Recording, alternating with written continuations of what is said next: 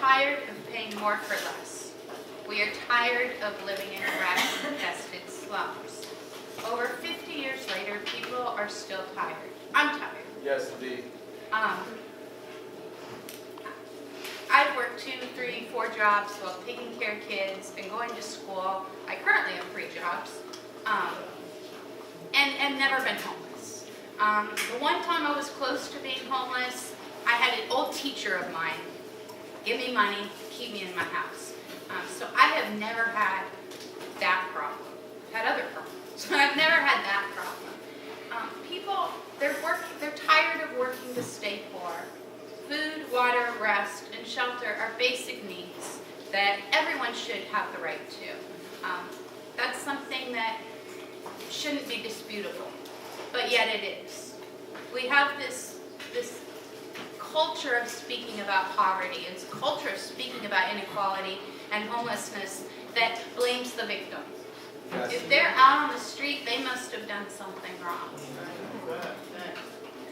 The truth is that most people, not the top 1% or the poorest of poor, but most people are 1 paycheck or 2 paychecks away from being homeless themselves. If I lost a paycheck, I would be in violation of my mortgage, and it wouldn't take too long for me to end up on the street.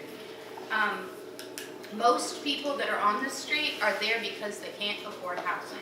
Myrtle Beach, despite its, to some, relatively low cost of living, has absolutely unaffordable housing. The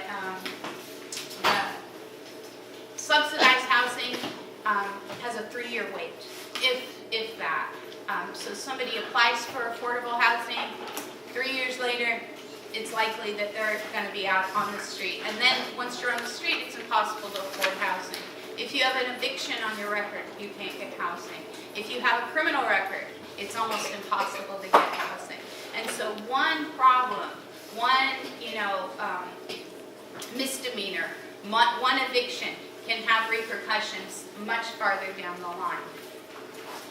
The problem is that homelessness is completely preventable, not presentable. Actually, the homeless in Horry County are some of the nicest looking homeless people I've ever seen. They do have clothes. They do have food. I have interviewed over 150 people in the shelters and on the streets in the last 3 years. And what I found is that what they want to do is work. What they want to do is be able to get to work. What they want to do is to have housing. I wanted to read you a couple of quotes from people I've met. John said, I retired from my job as a school counselor and moved down here to help my parents because they were ill. I could not afford housing and food on my Social Security check. After they died, I was back to not being able to afford food and rent. Maybe I could have saved more for retirement, but I was living to paycheck, and I really liked my job as a school counselor. I never thought I would be homeless at 70. James said, I got divorced and my house went to my wife. I was living in my car for a while, but when it broke down, I couldn't get to work and I lost my job. Now I have no house, no car, no work, and still have to pay child support.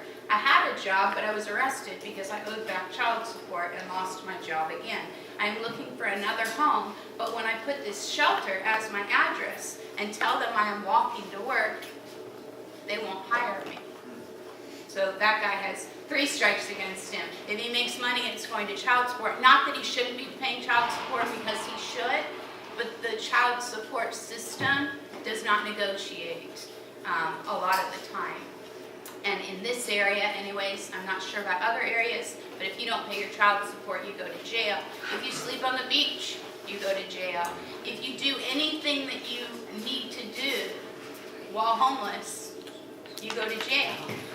There are no laws against being homeless, but there are laws against sleeping, eating, walking, talking, just about anything else a human being needs to do while they're homeless.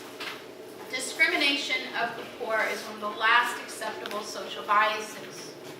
People don't have a problem to say they should just get a job or it's their own fault. Why didn't they pay their rent? Why didn't they pay their mortgage?